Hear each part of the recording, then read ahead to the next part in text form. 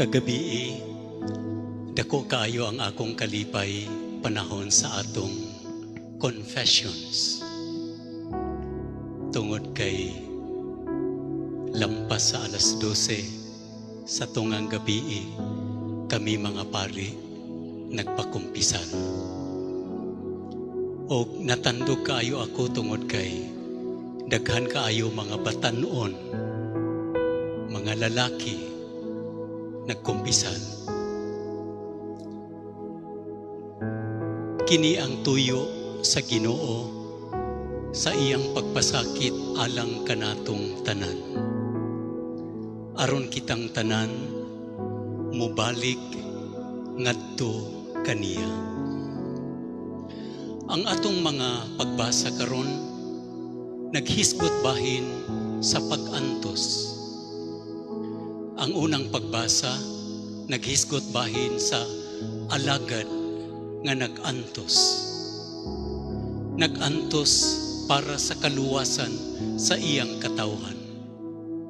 Sa atong ikaduhang pagbasa, kini nga tao nga alagad nga nag-antos, ginganlan, gitagaan og ngalan, og siya mao si Jesus, the suffering servant, the high priest, o siya nakakaton sa pagkamasinugtanon, pinaagi sa pag-antos nga iyang nasinati. Sa taas kaayo nga ebanghelyo nga atong gipaminaw, nga atong giproklamar, atong nadunggan si Jesus nga nag-antos. Apan mga igsuon, angay nato pamalandungan nga ang Biyernes Santo is not about suffering. Ang Biyernes Santo wala magsimba sa pag-antos o kasakit. Good Friday is not about suffering. It is about a love that is willing to suffer. Tungod kay ang pag-antos nga walay gugma, nga wala himoa para sa uban, usa ka pag-antos nga maghimo kanato nga mga tawo nga madinumtanon og dili mahigugmaon. Unya human sa prosesyon, gidapit kita nga mohalok sa krus ni Jesus. Diha sa krus ni Jesus, dili lang nato makita ang iyang pag-antos, kundili sa krus ni Jesus, mabati usab nato ug masinati usab nato ang atong kahiusahan sa atong mga pag-antos uban sa mga pag-antos ni Jesus. Diha sa krus ni Jesus, makita nato ang kapintas sa tao. We see the cruelty of people. Diha sa krus ni Jesus, makita nato ang pagdaog-daog sa usa ka inosente, ang pagdagmal sa tao nga walay sala. Diha sa krus ni Jesus, we see deep institutional injustice. Diha sa krus ni Jesus, makita nato ang daghan nga mga higala nga mabudhion, ang kasinatian sa pagsalikway. Diha sa krus ni Jesus, makita nato ang makauulaw kaayo nga kasakit.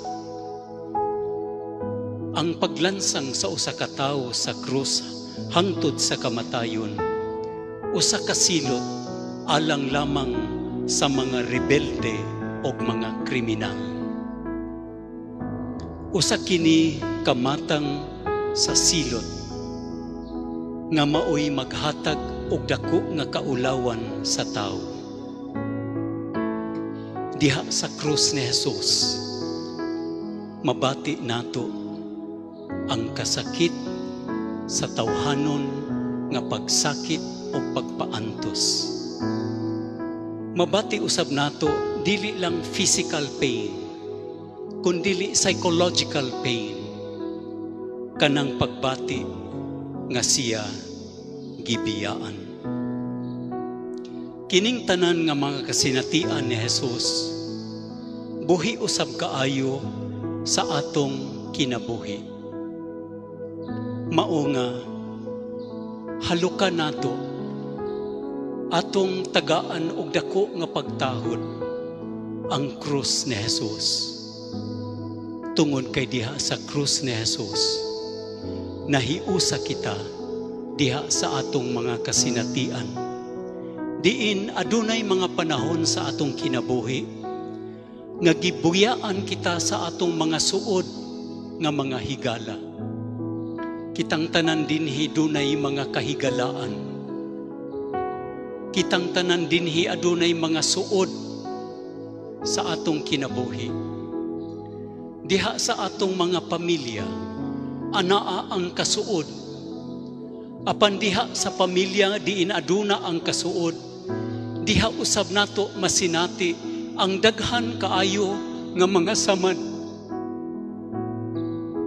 Ang daghan kaayo nga mga frustrations.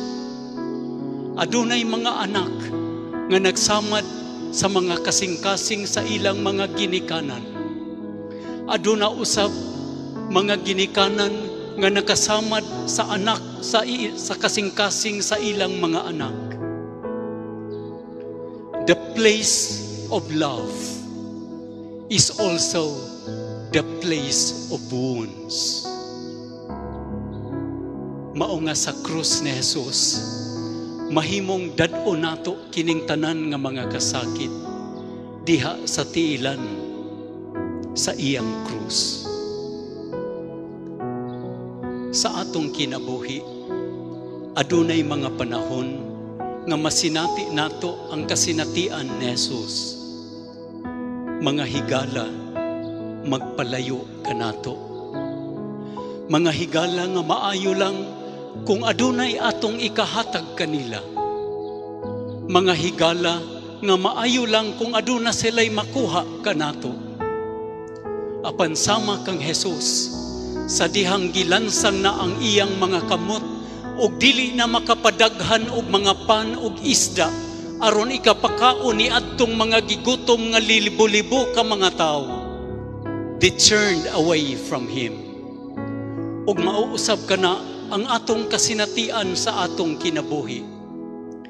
Daghan kaayo mga tao nga maayo lang kanato tungod kay aduna sila'y makuha kanato. Apan sa panahon nga maglisod-lisod kita sa atong kinabuhi, magpalayo sila gikan kanato. Daghan mga tao nga nakasinati og mga hudas sa atong kinabuhi. We find so many Judases in politics. Daghan kaayo mga hudas diha sa politikanhon nga kinabuhi. Daghan kaayo mga hudas nga atong mga higala kanhi og nagbudhi kanato. Daghan mga higala nato nga ato untang paabuton nga mobarog dapit kanato, dapig kanato panahon sa atong mga kalisod, panahon nga kita butang-butangan sa mga tao. Sometimes we say to ourselves, it is more painful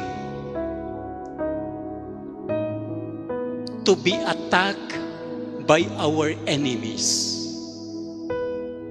It is more painful to be attacked by our enemies than to have friends who will not speak on our behalf. Sa panahon nga kita butang-butangan sa mga butang nga wala nato mahimo, we expect our friends to stand for us. Sakit nga atakihon kita sa atong mga kaaway. Apan mas sakit ang kahilom sa usa ka higala nga dili mo laban ug motindog kanato panahon nga gikinahanglan nato ang ilang testimonya. Sama kang Hesus, nakasinati kita og daghan kaayo nga mga kasakitan. Apan si Hesus nagpasalig kanato nga kung magpabilin lang kita pagdupa sa atong mga kamot diha sa krus, diha sa atong paghalad sa kaugalingon para sa uban, kita makasulti sama kaniya. Natapos na. Ang pulong natapos na. Masulti lamang sa usa ka tawo nga nagpabilin sa krus. Daghan kitag mga pag-antos nga wala pa matapos tungod kay sa matag panahon nga lisod na kaayo, gusto kitang manaog sa krus. Si Hesus nagdasig kanato nga kung lisod na kaayo nga magpabilin sa krus, pangayoon nato ang iyang grasya aron kita makapabilin sa krus ug sama kaniya makaingon kita, natapos na.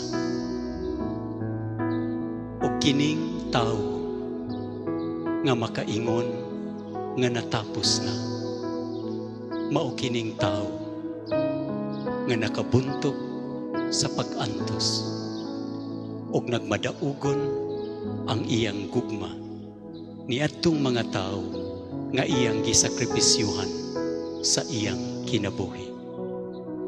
Hinaot unta nga kining atong kasaulogan sa Biyernes Santo, magtudlo kanato pagkakus sa atong tagsa-tagsa ka mga krus ug atong ihalad kini kang Hesus ug sa atong paghalok sa iyang krus unya atong pangayoon ang grasya. Hesus, tagai kami sa kalig-on ug paglahutay aron among pas-anon ang among krus hangtod sa katapusan sa among kinabuhi nga puno sa pagpaubos ug puno sa gugma.